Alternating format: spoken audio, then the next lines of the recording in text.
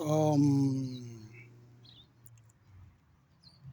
a friend of mine who's partly managing my life tried to correct my dress sense the other day by just gently putting down my collar as I have it up, as you can see. And I said, now to him, I didn't explain anything. I said, now leave it as it is. That's how I love it. When we grew up, when you wore your collars like this, shirt collars like this, we used to say chest tail, which means you are pulling out your chest. You are in an aggressive mood. And Bavumile's late son, younger son, Oli, used to have his shirts, um, whatever you call collar, up like this. And unfortunately, I never commended him for that when he was still alive.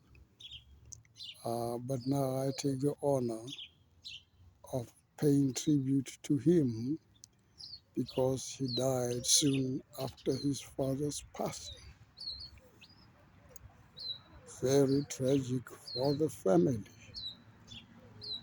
But as I have begun to tell you the story that I would have told in a book, far better, because I'm a better writer than a speaker,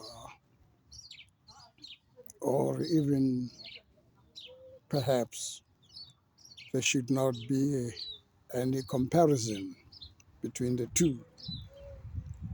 The only thing is that sometimes when you pronounce some English words, they sound strange, or sometimes you have a misnomer here and there. But when you write, it's carefully done and almost with precision. Now let me share another part of Bavumile's story that would go into the book that you would read one day, but it would be, I like a word now, peppered, which means mixed with things that will intrigue you, very intriguing issues.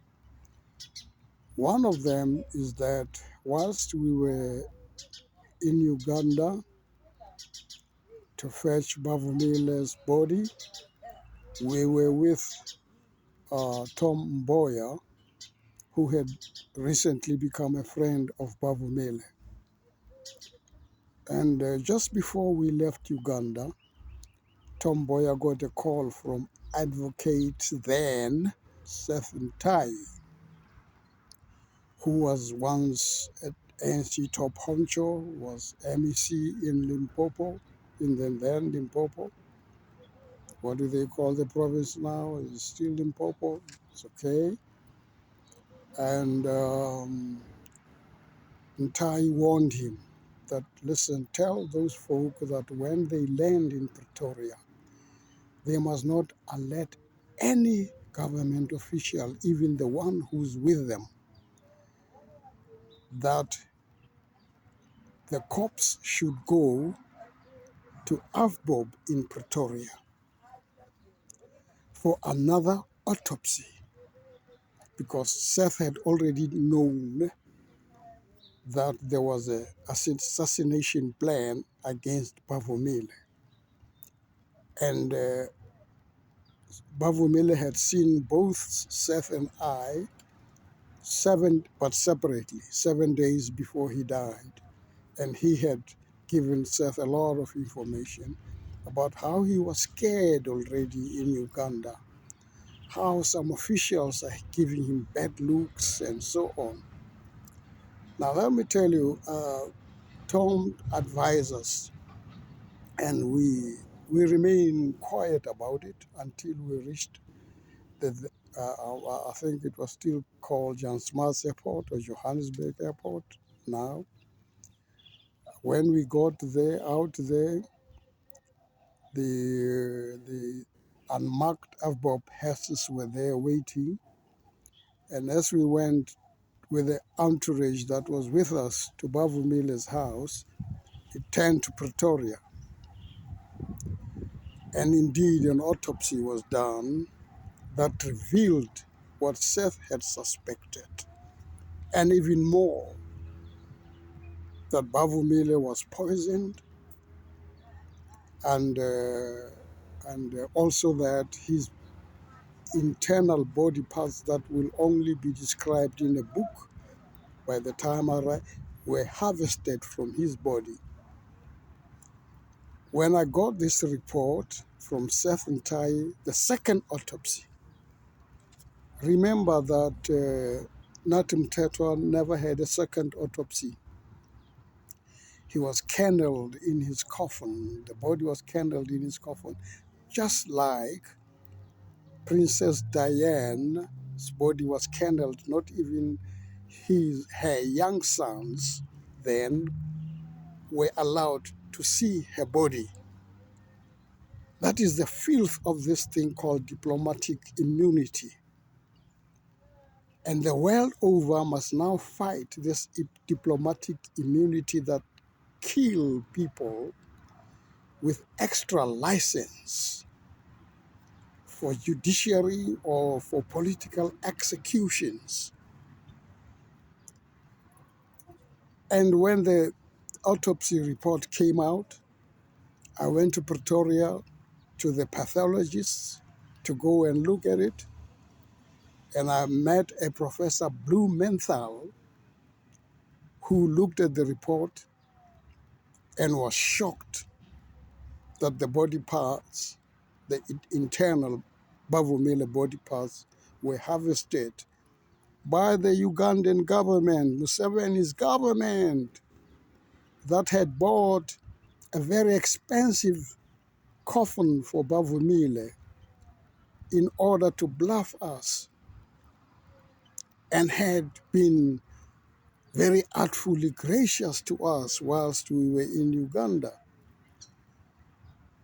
Whereas also, one fact that before it skips my mind, Jacob Zuma had to be represented at the airport to fetch the Speaker of the Burundi Parliament and maybe other visitors who were coming to a summit, peace summit in Uganda, around Burundi issues and so on. And Jacob Zuma came in the morning of Bavumile's, the night before, and he flew to Egypt so that Bavumile can represent him in receiving the Burundian delegate who was the Speaker of Parliament, who would finish Bavumile off with an induced heart attack. And this I was told by Jean Farmac, who explicitly showed me exactly how it was done. The space won't allow me to illustrate to you, elaborate on how the whole thing was done, but it suffices that Jacob Zuma ducked his responsibility and went to Egypt, and is not on record what was he doing in Egypt. For me, it was just to clear the assassination, that it should be clean enough. Now, we got the body has no body parts.